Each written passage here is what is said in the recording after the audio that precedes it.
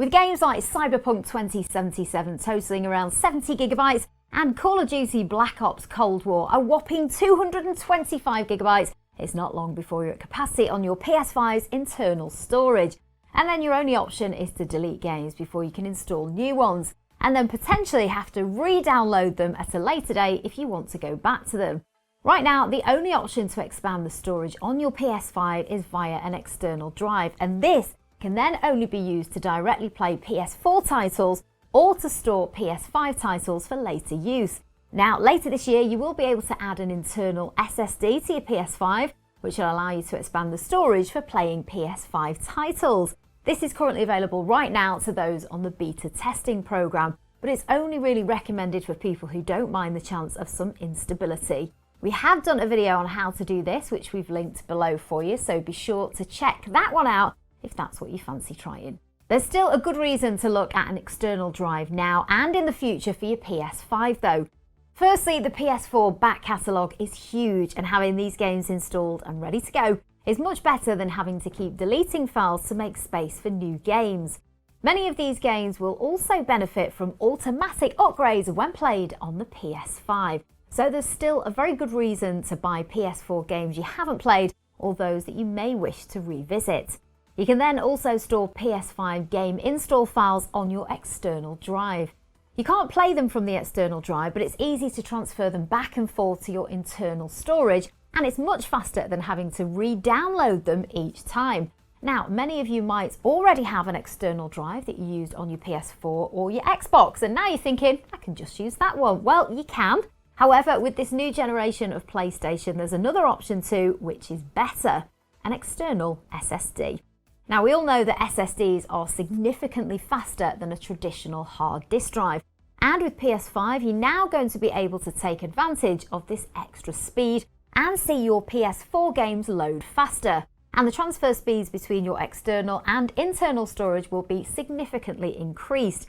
This can make a big difference to your next-gen console experience, taking just a few minutes to copy a huge game back to your internal storage ready for play rather than as much as an hour. The only disadvantage of using SSD over hard disk drive has been the cost, and sure enough, SSDs do still cost more, but recently the price difference has been getting smaller. Samsung's T5 and T7 range of portable external SSDs are surprisingly great value for money. For example, you could get a 500GB T5 for just $73.99 and a 1TB from around £115.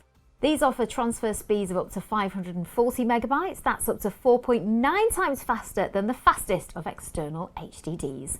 There's also the T7, which is even faster and can achieve speeds of up to 1000 megabytes per second.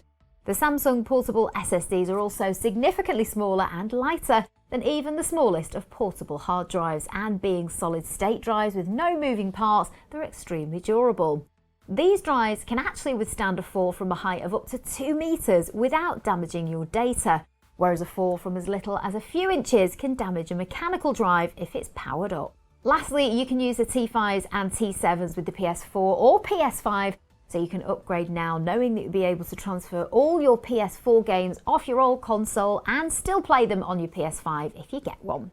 So now we've covered the theoretical benefits, let's take a look at some real-world testing. We're going to compare both Samsung's, the T5 and T7 external SSDs, with a portable mechanical hard drive to see how they compare. We decided to test across a few different games to see if the results were similar across the board. For testing, we tried loading the game direct from the PS5's internal SSD, then copying it to each of the drives, loading up a saved game and then copying it back, timing each step to see the differences. We firstly loaded up Titanfall 2 on the PS5.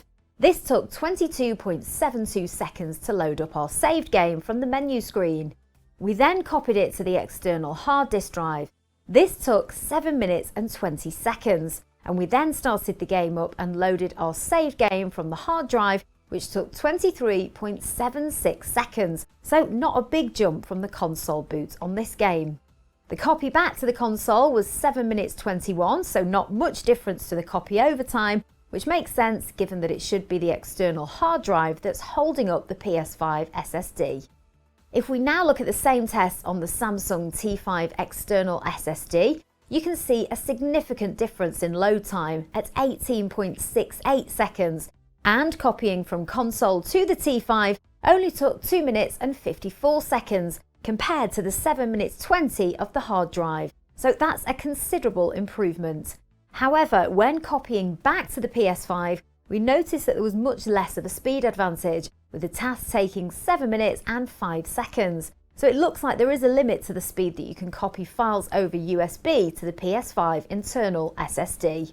Moving on to the Samsung T7, which offers theoretical speeds of double that of the T5, so we should see an improvement.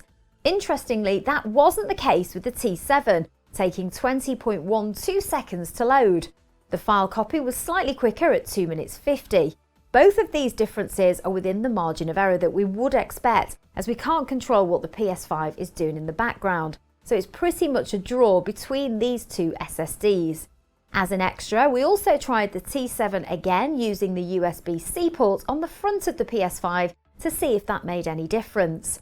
This time the game load was 19.26 seconds and the file copy 2 minutes 43. An improvement, but still too close to call it a victory for the more expensive T7.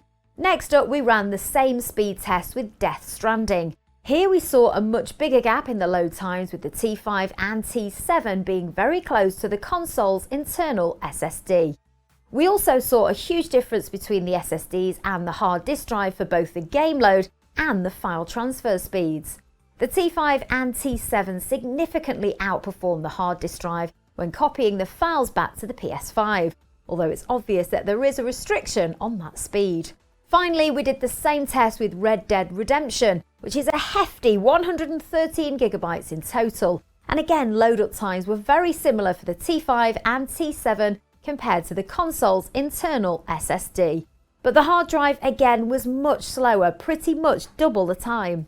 As you can see, for transfer speeds, we really see a huge difference, with this being a much bigger game to the others. Copying to the hard disk drive took 24 minutes, with the SSDs each around 6 minutes, with a slight advantage to the T5. Copying back to the console took around 14 minutes for the Samsung SSDs and 23 minutes for the hard drive. So what's the conclusion? Well, as you can see, the SSD option definitely offers a significant speed boost over the old mechanical hard drive, especially with the larger games. Game load up is generally between 10 and 50% faster depending on the game, and often pretty much just as fast as the internal SSD on the PS5, meaning that there'd be no reason to store any of your PS4 games on there, saving it just for PS5 games. If you're copying files to an external drive, then you'll also save a huge chunk of time with an SSD over a mechanical hard disk. Between the Samsung T5 and T7, it's obvious that the PS5 isn't able to take advantage of the faster T7. This is likely a limitation of the USB ports on the PS5, as when we tested the T7 on a PC, we did see the advertised speeds. So for us, the cheaper T5 is the one to go for if it's specifically for using with the PS5. It offers a massive speed boost over a traditional mechanical drive, takes up less space, and is far more robust with no moving parts. If you do opt for an external SSD though, there are a few things that you need to consider, like formatting and spec requirements, so be sure to check out the PlayStation support page, which again we've linked in the description for you. I hope that you found this video helpful. Don't forget to like and subscribe to this channel, and thanks for watching.